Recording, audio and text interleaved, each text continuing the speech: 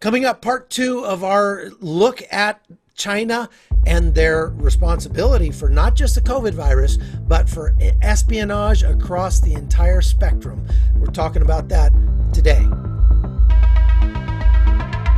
This is the Hot Zone. Engaging with the news in a whole new way, international war correspondent Chuck Holton brings insight into areas of crisis and lets you help those affected.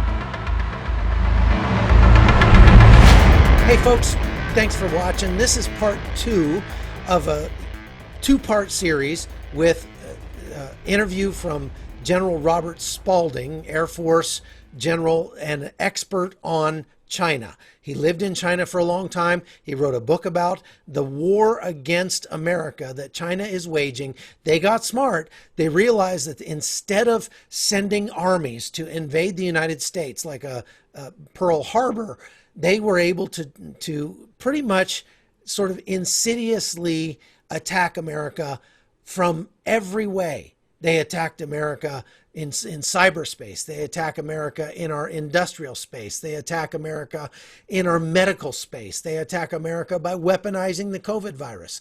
They're doing everything they can to subsume America, to take over and to really take over the world.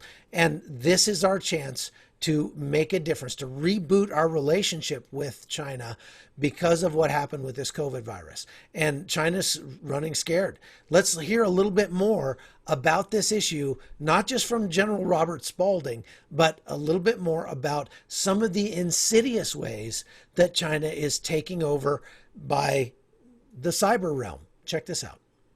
TikTok was the most downloaded app of 2019. More than any other app in the country. More teenagers are on TikTok now than use Facebook. It counts millions and millions and millions of Americans as users, but it is owned by a Chinese company that includes Chinese Communist Party members in leadership, and it is required under Chinese law to share user data with Beijing. And TikTok has admitted that it has sent user data to China. To put it bluntly, this is a major security risk for the American people. And what kind of data is TikTok collecting as it runs on our phones? A heck of a lot more than you would think. Images, of course, that users post. But TikTok also collects information about the messages that you send, about the apps that you use, the other apps on your phone. It collects the sites that you visit. It collects your search history. It collects your keystrokes. It collects your location data.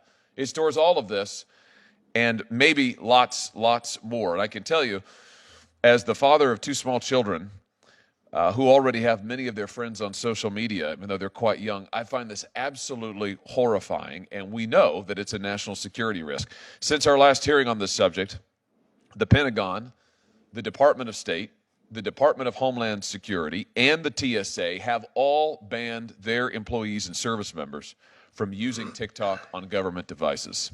In fact, the Pentagon even went so far as to say that employees should have their children uninstall TikTok from their personal devices. That's pretty extraordinary. But actually, it's only prudent. And that's why today I'm announcing I will introduce legislation to ban the use of TikTok by all federal employees on all federal government devices. This is a necessary step to protect the security of the United States and the data security of every American. It seems to me like we talked about this before, that China's national motto, not the Chinese people, but the Chinese governments, their national motto could easily be, if you're not cheating, you're not trying. And if you get caught, you're not trying hard enough. Would you agree with that? That's pretty much the truth. And they're not shy about it. I mean, it's just, it is how they plan to, fulfill what they call the China dream, which is to restore China to the lead position in the world. Unfortunately, what that means for the world, rather than having a democratic society that's trying to promote those principles in international institutions, you're going to have a totalitarian regime that is promoting its own interests in that international order. And we saw that with the World Health Organization, essentially aiding and abetting the Chinese government as it created a global pandemic with the coronavirus. Right. So let's talk about that for a second. There's been a lot of talk, a lot of conspiracy theories and otherwise about that China intentionally created this virus in order to infect the entire world. What's the truth of that story? Well, so the truth is that Xi Jinping himself said that he had control of the situation in Wuhan on 7 January. Then they had New Year's, and when they finally decided to lock down Wuhan on the 22nd or 23rd of January, the mayor of Wuhan had already ensured that 5 million people had left. So back in December, the Chinese Communist Party knew there was human-to-human transmission. So December, they know there's human-to-human transmission. Xi takes over on 7 January. Somewhere around the middle of January, all of these people leave. So first of all, they come to Wuhan for their celebration. Then they leave Wuhan after many of them became infected to go to the four corners of the earth to spread the disease. So based on what Xi Jinping is saying about his control over the situation, he had full knowledge and essentially authorized the spread of the disease. My sense is it's probably most likely because, they saw that they were going to have to deal with it and it's going to affect their own economy. And they didn't want to have the only economy that was affected by it, because that would mean that they would unnecessarily decline compared to everybody else. By the way, they sent a trade delegation about the same time that these people were moving around from Wuhan. And that trade delegation signed the phase 1 of the trade deal with a force majeure clause in it that said if we had anything like a pandemic, that they wouldn't have to abide by the phase 1 trade deal. So a lot of things that they knew.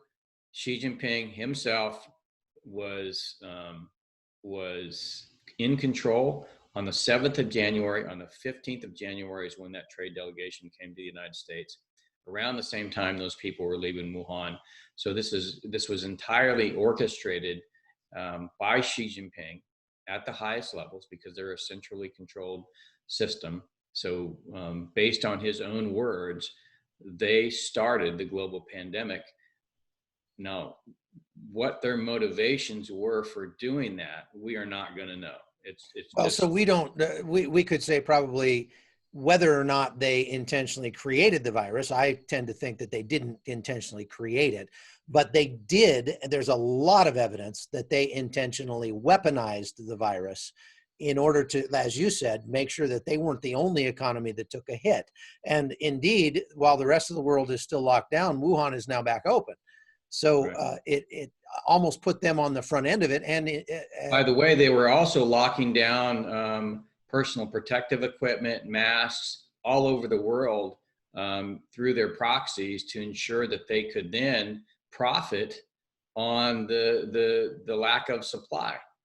So they basically set up global price gouging to take advantage of the spreading pandemic economically. well, and was it you that told me that they also limited travel within China at the same time they were enabling people to travel all over the globe? Yes. That's true. So, I mean, that's pretty damning evidence there. And what do you think would be the correct response from the United States? Well, I think in the Congress, they're looking at, forcing reparations. I think we should pursue those reparations. And if they're not willing to pay reparations for the, trillions in economic damage that the United States and other countries have suffered, then, we have an accelerated decoupling, and not just a decoupling between the US and China, but really a decoupling of the free world from China. So removing our supply chains, preventing them from having access to our technology, preventing them from having the potential to spread another global pandemic in our societies by restricting travel, right? So they are clearly, this isn't the first time. SARS, and I lived in Shanghai during the SARS outbreak, and the result, or what the government did is essentially no different than in the case of the coronavirus. And so we have demonstrable evidence that they are unfit to be part of the international order, because they knowingly essentially spread a global pandemic and, essentially influence the World Health Organization to aid and abet them. So we've got big problems. We knew we had big problems. I think what the coronavirus gives us an opportunity to do is really reset and isolate democracies from these authoritarian or totalitarian regimes that seek to undermine democracy, undermine free trade, undermine rule of law, undermine human rights and civil liberties, really undermine the entire fabric of the international order by essentially feigning agreement with the order, but working wholeheartedly behind the scenes in every instance and around the world to undermine it.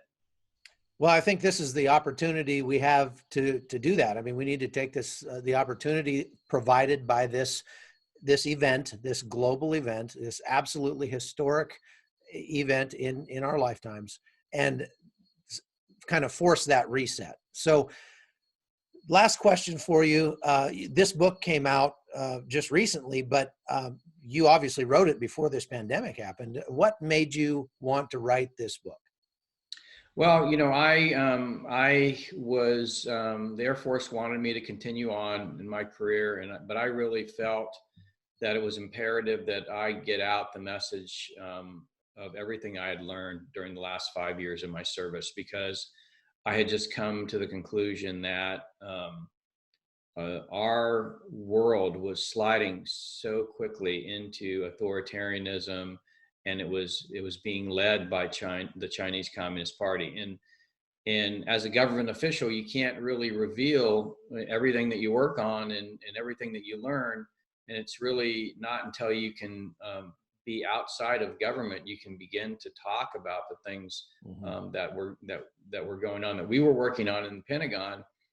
Of course, the knowledge of this is spreading throughout the federal government, but what I wanted to do was let the people of America know, but also let the people around the world know, so that they can see that these things are going on in their own countries as well.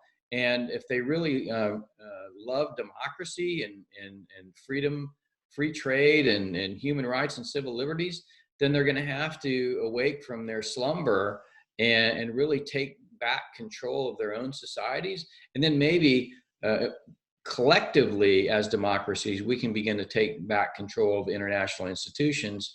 And rather than having the UN Human Rights Commission be full of, countries like Venezuela and China, that maybe democracies will start to get back in there and reassert some kind of, more positive, principled approach towards international diplomacy.